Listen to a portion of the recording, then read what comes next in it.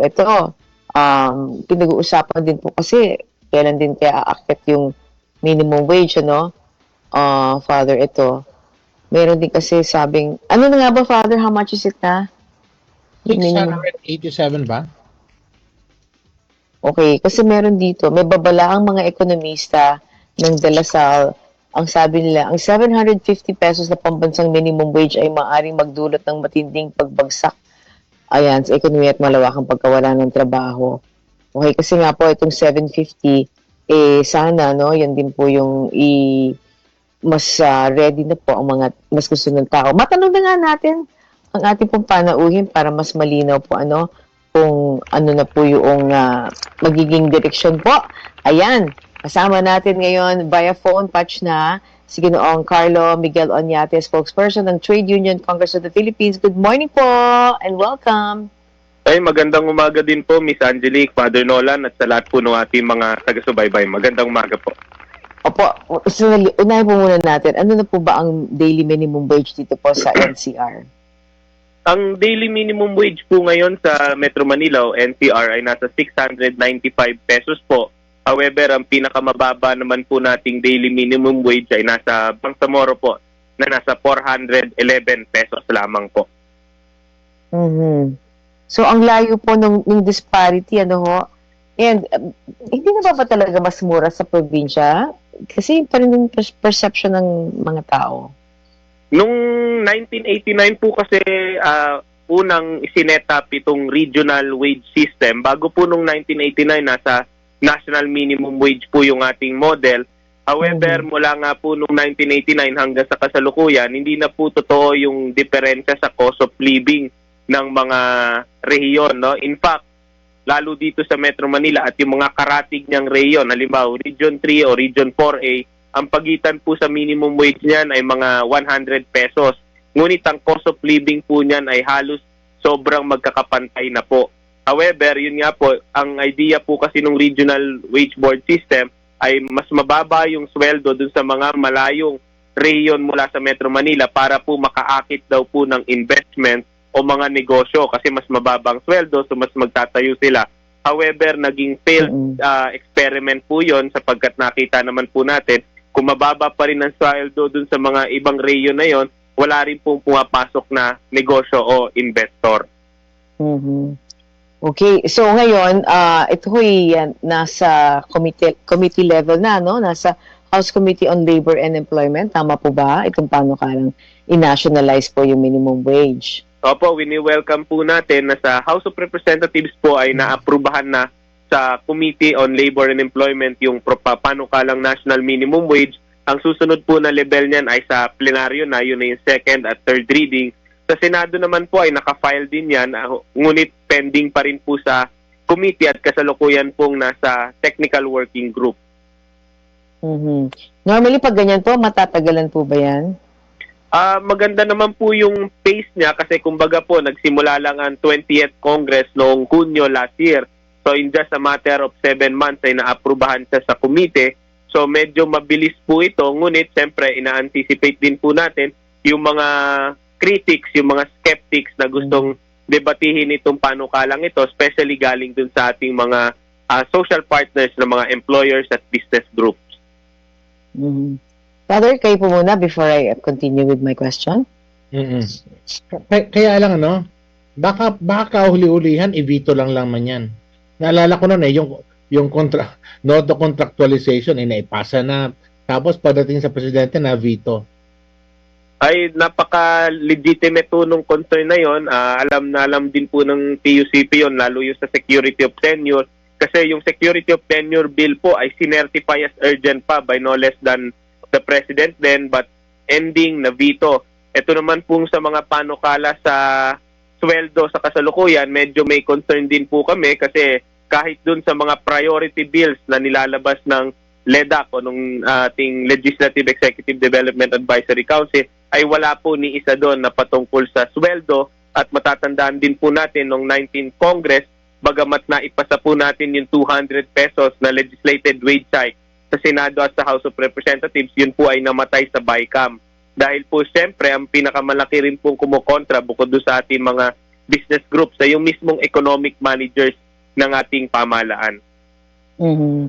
Actually, speaking of economic managers, and not just the managers, but yung po mga sinasabing mga leaders of industry rin, yung mga private, lalo na natin naririnig na, naku, pag ginawa niyong ganito yan, maraming magsasara ng mga negosyong lalo na yung maliliit.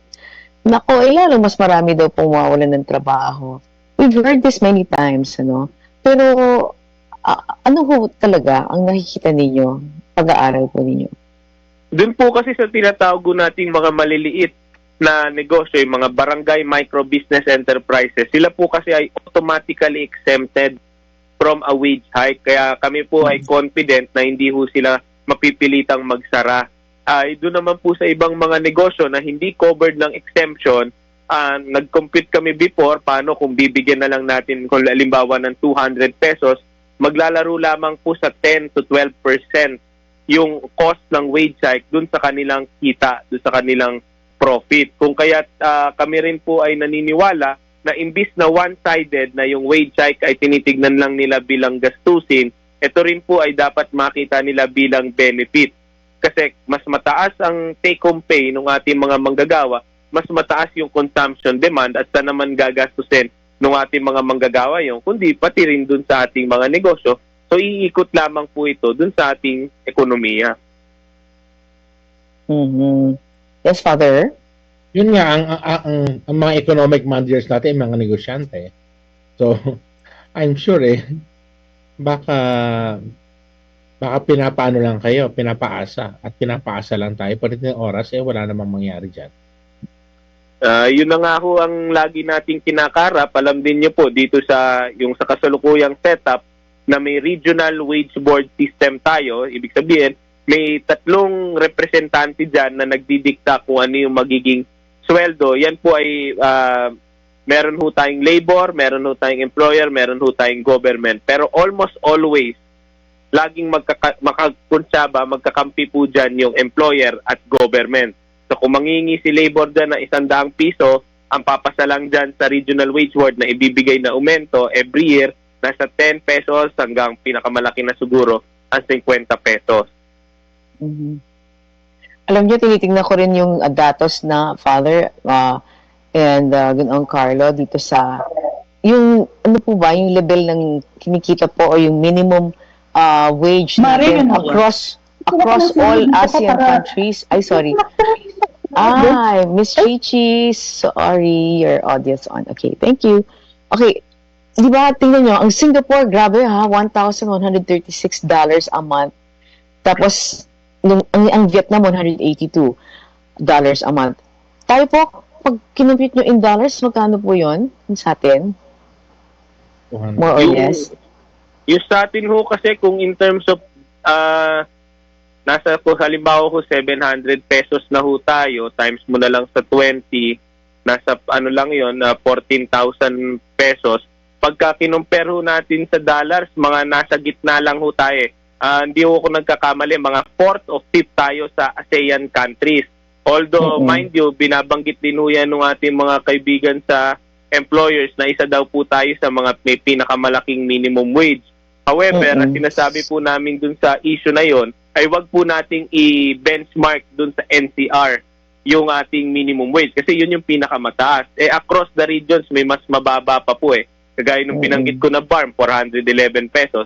Dapat kunin lang natin yung gitna para yun ang i-compare natin. At kapag kinumpare po natin, isa tayo sa may pinakamababang minimum wage. Pero part of the reason for that is mas makaka-attract tayo ng mga investors, yung po mga may manufacturing, yung mga may planta na mag-hire po dito, mas mababa po yung cost nila.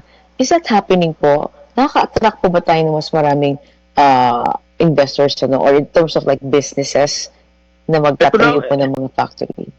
Ito na po yung sistema natin for the last 36 years. Ngunit wala naman tayong nakitang massive na pumasok na manufacturing jobs. Alam din naman po natin kung bakit hindi pumapasok ang investor. Sinasabi nila, hindi dahil dun sa sweldo. Sinasabi nila, masyadong mataas ang kuryente na one of the highest in the ASEAN and the Asia Pacific. At pangalawa po, kung may kakulangan daw sa infrastructure. At pangatlo, napakatindi, no? Halos walang ease of doing business dito, napakataas ng cost of doing business, kaya hindi sila tumutuloy rito. So hindi yung sweldo yung sinasabi nilang primary obstacle sa investors. Yes. Alam niyo, sa totoo lang, sana pag usap tayo ulit, iba na yung mga, yung narrative.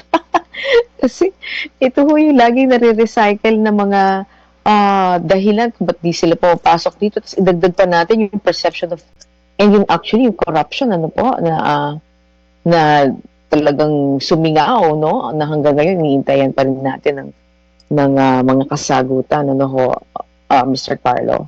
Tama po kayo, no? Noong last year, nung sinusulong yung dagdag 200 pesos, sinabi ng mga economic managers natin na hindi yun maaaring ipasa dahil babagsak yung ating GDP. So hindi po na ipasa yung 200 pesos last year. Only to find out na mayroon palang lalabas bigla na corruption scandal na mas matindi pa po pala kaysa doon sa kanilang mga expectations. Kaya naging resulta, kahit wala nung legislated wage increase natin, ang GDP growth natin nung fourth quarter was the lowest or the slowest since 2009 kung tatanggalin natin yung pandemic.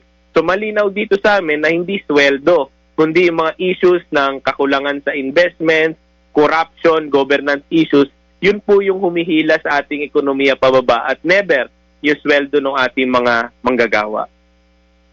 Okay, sige po. So for now, ito na muna at sabay-sabay po nating tututukan po.